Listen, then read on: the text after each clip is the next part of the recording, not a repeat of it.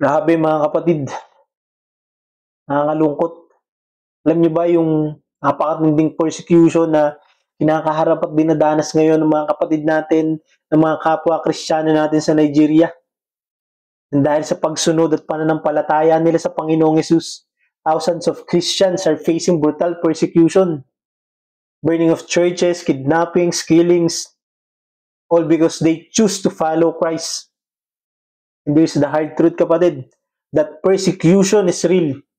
At hindi lahat ng Kristiyano ay may kalayaan tulad natin dito sa bansa natin, dito sa Pilipinas. Dahil marami pong bansa tulad ng Nigeria, na marami pong believers, na maraming kapatid natin, na maraming Kristiyano hindi makapagsimba openly. Hindi sila makapag-worship ng malaya, hindi sila makapag-share ng gospel, ng word of God, hindi sila makapagbasa ng Bible anytime. May mga lugar pa na bawal ang pangalan ni Jesus at marami sa kanila. Every day, they pray just to survive. Pero alam mo ba kapatid, na hindi na po ito nakakagulat because the Bible already warned us about this.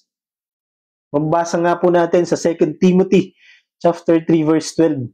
Sabi dito, indeed, all who desire to live a godly life in Christ Jesus will be persecuted. Sa Tagalog, lahat ng nagnanais mamuhay ng mga Diyos ay daranas ng pag-uusig. Ibig sabihin, persecution is part of following Jesus. Hindi po dahil pinabayaan ka ng Lord, hindi dahil kalooban ng Panginoon yun, kundi dahil tinatahak nyo ang tamang landas. At ganito ang mensahe sa John chapter 16 verse 33. In this world, you will have trouble, but take heart. I have overcome the world. Sa Tagalog, ang sabi po dito, sa mundong ito ay magkakaroon kayo ng kapighatian, ngunit lakasan ninyo ang inyong loob. Naigupo ko na ang sanlibutan. Ang Panginoong Hesus po mismo nagsasalita dito. But hard times will come. Pero hindi po tayo matatalo. Sabi nga po sa Matthew chapter 5 verse 10 to 12, blessed are those who are persecuted because of righteousness. Rejoice and be glad, because great is your reward in heaven. Sa Tagalog po, sabi dito, mapalad ang mga inuusig dahil sa katwiran. Maggalak kayo at magdiwang sapagkat dakila ang inyong gantimpala sa langit. Kung may pag-uusig man, may pagpapala naman. Kung may luha, may gantimpala naman. Kung may hirap, may kalwalhatian naman. And now, think about this kapatid. Kung gaano po tayo kapala dito sa bansa natin.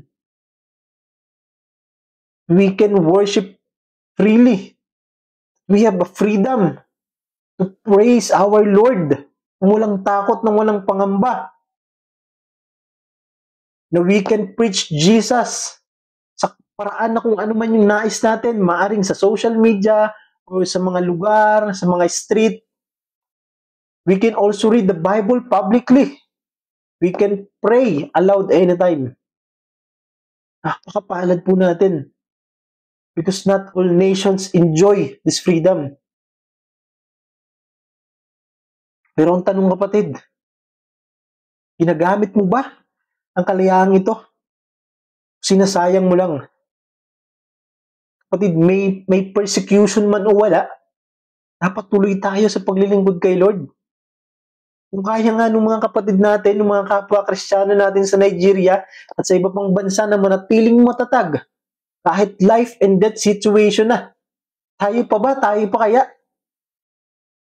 They worship in whispers, but we have the freedom to worship out loud.